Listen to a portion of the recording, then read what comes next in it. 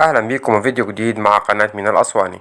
النهاردة هنشوف مع بعض تغيير رمان بيلي للغسالة ايديال زانوسي 7 كيلو. بيقولوا عليها اكوا تك بلس او ايديال زانوسي 7 كيلو. فهو ده شكل الغسالة. هنعرف ازاي هنفكها مع بعض، وايه طريقة تجميعها، وايه طريقة فكها، وازاي نغير رمان البيلي.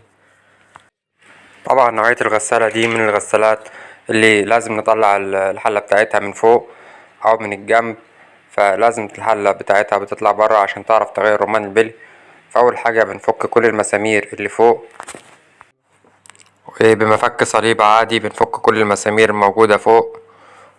بتبقى الشريحة الأولى اللي بيبقى متثبت فيها الدرج ومتثبت فيها الكارتة، والشريحة التانية بيبقى متثبت فيها السوست بتاعة الغسالة والجزء الخلفي بتاع الدرج. بتبقى عبارة عن 4 مسامير بنفكهم بنفك صليبة.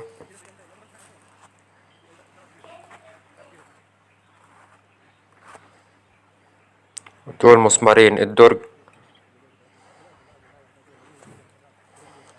بعد كده بنفك ميزان المية، نفك الكليبس بتاعه وبنطلعه علشان ما يتكسرش أثناء ما بنطلع الحلة.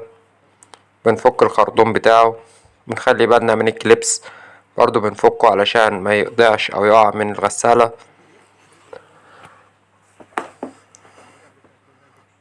بعد كده بنفك الكليبسات بتاعة الكهرباء، الضفيرة اللي واصلة للكارتة.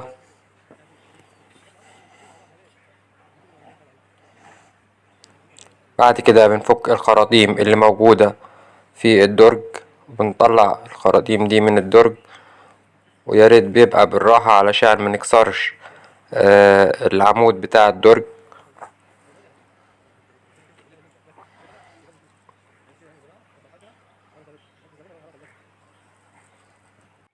بعد كده بنفك المسمارين بتوعت الدرج اللي قدام، بيبقوا ماسكين في الوش بتاع الكارتة، مسمار يمين ومسمار شمال.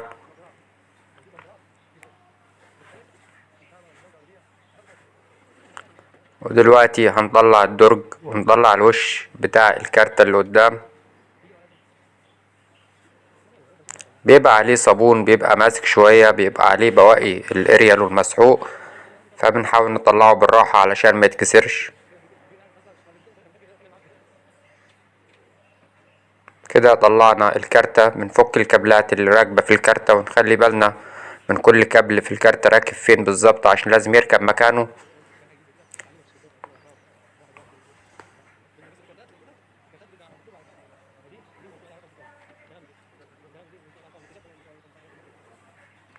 في كابل من الكارتة بيبقى متصل باللوك بتاع الباب، فاحنا بنفك لوك الباب وبنطلعه بالكارتة.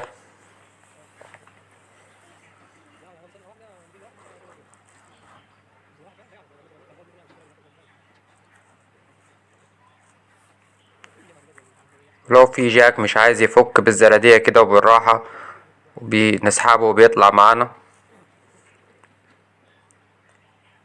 دلوقتي هنفك اللوك بتاع الباب. اول حاجة بنفك القفيز اللي ماسك على الجوان بتاع الباب، بنفك الجوان بالطريقة دي كده، وبعد كده بنفك اللوك بتاع الباب.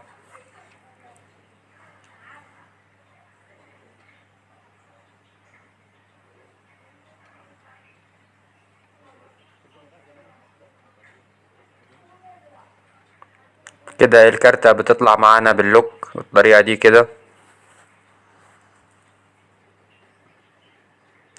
بعد كده بنفك الدرج بتاع الصابون، في كاوتشة ماسكة في الحلة، تبقى عن طريق مفك صليبة بنفك القفيز اللي ماسك في الكاوتشة وبنطلع الدرج بتاع الصابون. وعشان نطلع درج الصابون بنضغط على الحلة اللي تحت وبيتسحب معانا الدرج بكل سهولة. بعد كده بنفك الاتنين سورونايت. اول حاجة بنفك جاكات الكهرباء بتاعتهم علشان متتقطعش وانت بتطلع السورونايت.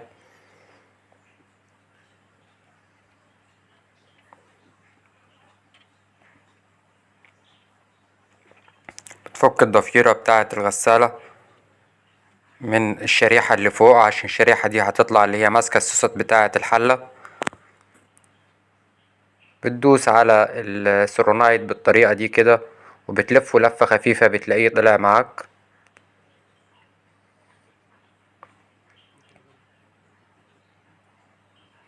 بكده فكينا كل حاجة فوق في سطح الغسالة.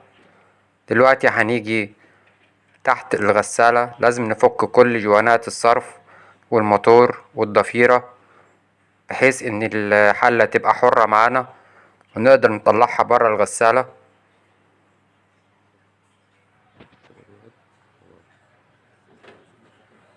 اول حاجة طبعا بنفك السير، بعد كده بنفك الكابلات بتاعة السخان وكابلات الموتور.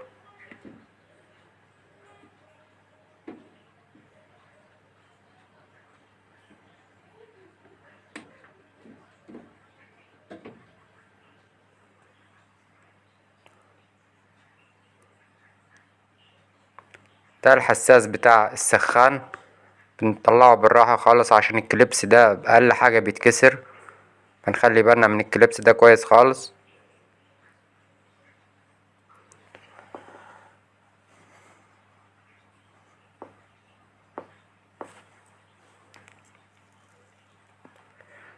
كده فكينا كل الجاكات اللي راكبة في السخان، وفكينا الحساس، الكابل بتاع حساس السخان. دلوقتي هنطلع الجاك بتاع الموتور.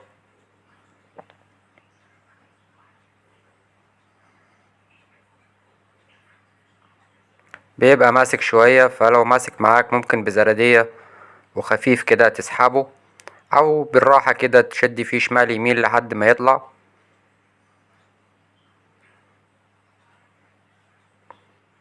اهم حاجة ما تعورش السلك او تكسر الجاك، لازم تطلعه بالراحة وتصبر انت وبتطلعه علشان ما يتكسرش منك. كده طلع معانا.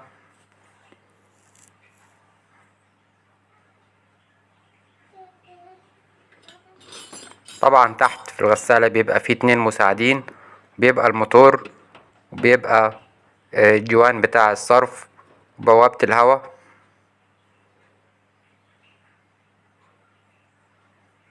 ده جوان الصرف، احنا بنفكه من فوق من عند الحلة، بنفكش من تحت من عند الفلتر، بنفك من فوق.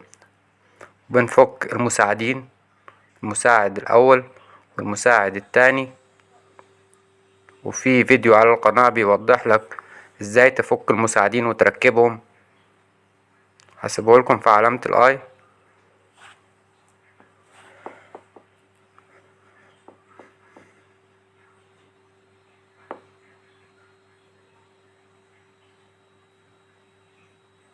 كده احنا فكينا الحلة وبقيت حرة معانا، مفيش اي حاجة ماسكة فيها غير السوست اللي فوق. بالراحة كده هنطلع الحلة من البودي بتاعها، هيتبقى معانا المساعدين والطرمبة بتاعة الصرف. بعد كده هنفك المسامير اللي حوالين الدائر بتاع الحلة. كل المسامير موجودة ماسكة الحلة الخارجية في بعض بنفكها، تبقى الحلة معانا بتتفك بكل سهولة. بعد كده بنطلع الحلة الداخلية من الخارجية، وفي فيديو على القناة بتاع الاكواتيك بيوضح ازاي ان انا بطلع الاكس في الغسالة دي. البلي اكلوا الصدى واتدمر جامد ان هما صبروا على الغسالة فترة طويلة، فالألسي طبعا باظ. لما باظ الألسي جاب مية على البلي والبلي باظ واتكسر، وفي بلية طالعة مع الأكس والبلية التانية راكبة في الحلة الخارجية. طبعا البلية اللي مع الأكس دي ده رقم الألسي 35 62، 35 62، وده بلية 6206، وفي بلية 6205. طبعا البلية اللي في الأكس دي بتطلع عن طريق زرجينة، والبلية اللي في الحلة بتطلع عن طريق الأكس. ودي الشريحة، خلي بالك وانت بتركبها من مكان تركيب السوست بيبقى في الخانة الأولى من ناحية وش الغسالة زي ما انتوا شايفين كده. ودلوقتي هنشوف طريقة تركيب البلي الجديد. أول حاجة بنضف الحلة الداخلية وبنضف الحلة الخارجية. المربعات اللي في الحلة الخارجية اللي بيبقى جنب البلي دي بتبقى محتفظة بكمية أوساخ من الملابس، وده بيسبب إن الغسالة ما بتنضفش.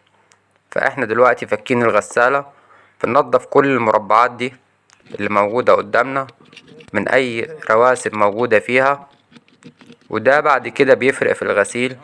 بتلاقي الغسالة بتنضف كويس، مفيش ريحة في الهدوم.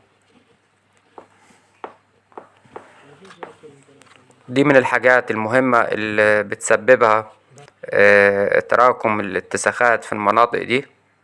عشان كده بنقول دايما لازم تعمل دورة خل علشان تنضف الحلة الداخلية والخارجية من الرواسب الموجودة فيها. كده جبنا البلي الجديد، بلية 6205 وبلية 6206. علشان الناس اللي بتسألني على المقاسات، بنشحم البلي بشحم حراري زي ما اتعودنا في كل الفيديوهات بتاعتنا. بنفتح غطا البلية،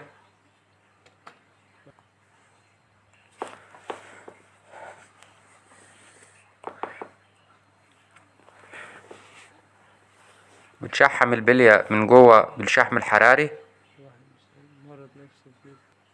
لازم تغذي البلية شحم علشان تدي عمر أطول، متبوش بسرعة. بتشحم طبعا مكان البلي وبتغذيه شحم بحيث يبقى تليين للبلية، وفي نفس الوقت بيساعد البلية وانت بتنزلها مكانها.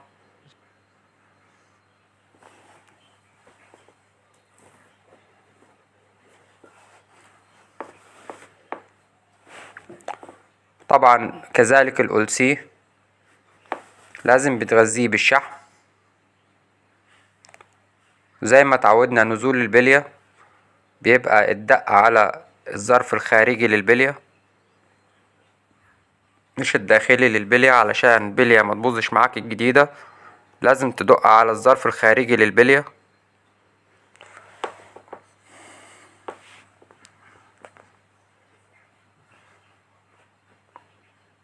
البلي ده SKF سرعات عالية، بيبقى مكتوب على البلية C3.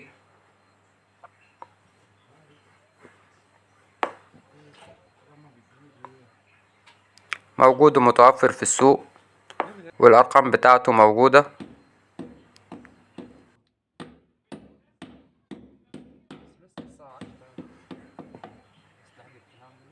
بندق على البلية وننزلها، وبعد كده بنبتدي ندق على الظرف الخارجي بتاع البلية. بعد ما بننزل البلية بننزل الأولسي فوق البلية. طبعا من صوت الدق بتاع البلية بتبقى عارف هي وصلت لحد فين. كده البلية وصلت لآخر المكان بتاعها. بتدق دقيقتين تانية علشان البلية تريح مكانها، وبعد كده بتركب الأولسي. زي ما قلنا بنشحم الأولسي كويس جدا وبنغذيه بالشحم، عشان الأولسي ده جواه سوستة. السوستة دي لو جات لها مية أو اتقطعت فكده الأولسي هيسرب مية على البلي وهيبوظ، يبقى البلي لسه جديد وتلاقيه من الصدى ومن الأملاح بيبوظ، من المية طبعا. عشان كده لازم بنشحم الأولسي ده كويس جدا عشان السوستة اللي جوه بتبقى زي تلين للسوستة عشان ما تسخنش، وفي نفس الوقت تديكوا عمر أطول. بتنزل الأولسي بدقات خفيفة خالص على الأطراف بتاعته بحيث يريح مكانه. الأولسي ده جلد، أي دقة جامدة هتقطع الجلد ويبقى الأولسي باظ. تطمن ان الألسي نزل في مكانه. بعد كده بنركب البلية الخلفية.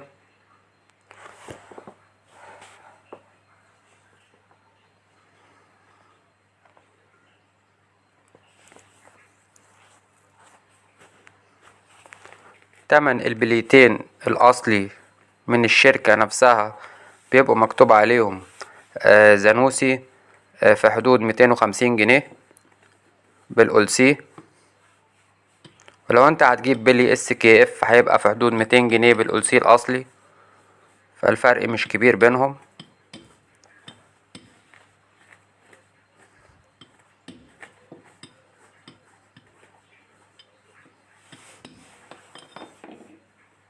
واحنا بكده ركبنا البلي في الحلة الخارجية. بننضف الأكس كويس جدا، بننضف المربعات الموجودة في الأكس، بيبقى موجود فيها رواسب. كل المربعات دي تبقى موجود فيها رواسب، وده بيسبب ان بيطلع ريحة وحشة في الهدوم او الغسالة ما بتنضفش كويس. فاحنا دلوقتي فكين الحلتين، فرصة ان انت تنضف كل الحاجات دي.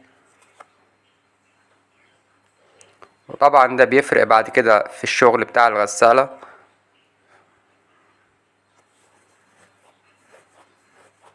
بنشحم العكس كويس جدا علشان لما ننزل الحلة بالبلي تنزل معانا على طول متتعبناش.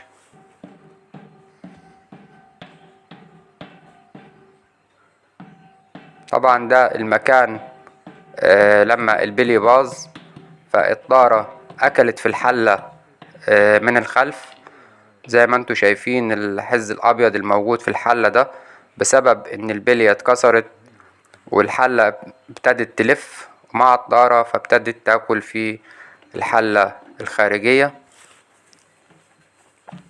عشان كده بنقول لما تسمع صوت عالي في الغسالة غير رمان بلي علشان ما تحصلش حاجة اكبر من كده.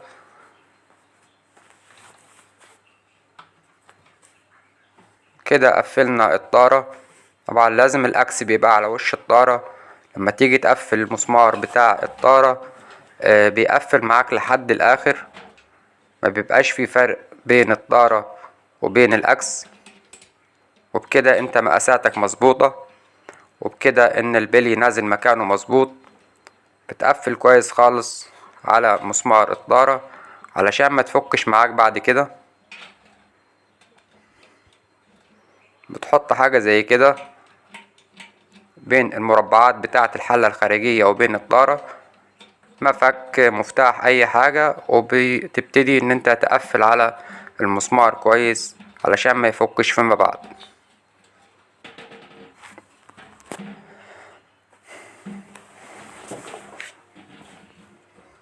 طبعا بنلف الحلة بالطريقة دي كده مفيهاش اي بوش، مفيهاش اي هزة، مفيهاش اي صوت. وبكده تركيب البلي سليم، مفيش اي مشكلة. طبعا الحاجة اللي بننبه عليها كل مرة الجوان اللي بين الحلتين، يا اما تحط للجوان ده صابون سائل مثلا. نضف الاول مكانه كويس جدا علشان ما يسربش مية معاك، ولازم تحط له يا اما صابون سائل يا اما شحم. والافضل طبعا ان انت بتحط له شحم، بتشحم خصوصا المكان اللي عند السخان علشان الجوان ما ينشفش ويبوظ. بتشحم وفي نفس الوقت بيطبع معاك الحلتين على بعض، فكده مفيش اي فرصة ان الغسالة ممكن تجيب مية. طبعا انت بتنضف مكانه كويس جدا وبعد كده بتحط الشحم. لو مش موجود معاك شحم ممكن تحط صابون سائل بحيث ان المكان ده يبقى دايما كويس، ما الجوان معاك ما ينشفش ويطبع الحلتين على بعض. كده وزعنا الشحم على الجوان في انحاء الحلة كلها.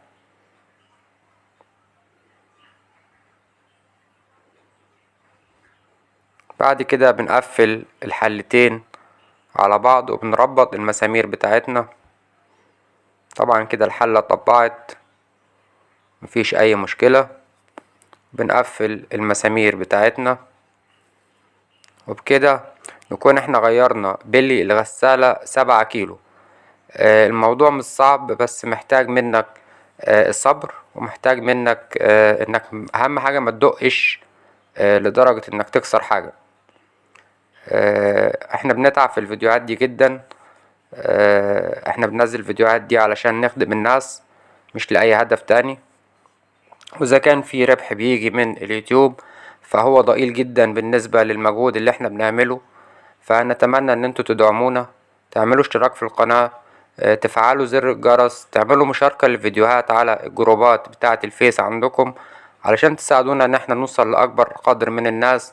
وفي ناس كتير قوي بتبقى محتاجة الفيديوهات دي، سواء ناس في البيوت عايزين يعرفوا البلي تكلفته كام، او البلي صعب في تغييره او كده.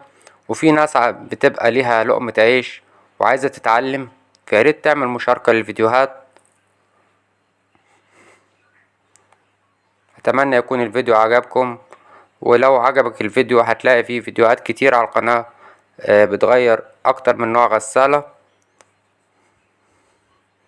وعليكم السلام ورحمة الله وبركاته.